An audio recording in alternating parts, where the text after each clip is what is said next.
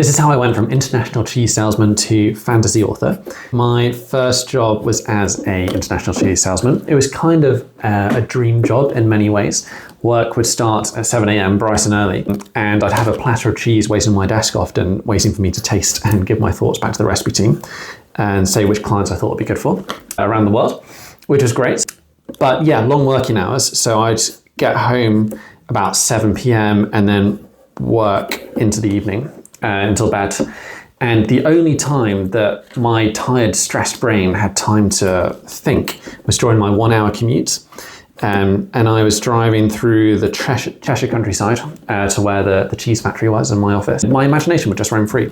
I don't know about you, but when I was a kid and my parents drove me and my siblings on holiday, I would stare out the window for 4 or 5 hours at a time and stare out at the countryside and imagine the characters from the books I'd been reading roaming the countryside, having incredible adventures.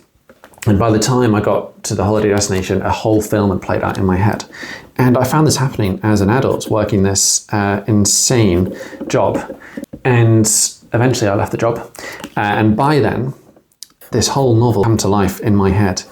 And set in a magic school, I knew that I didn't want this magic school to be like any other, where the students live in a castle or in some kind of static location. I wanted them to be like the characters that I'd imagined whilst driving my parents, roaming the countryside. And so this magic school is nomadic. The students and the teachers roam the countryside and they hunt down monsters. Yeah, it's about the first girl to study magic in 100 years at one of these elite magic schools where normally only the sons of the aristocracy can study magic.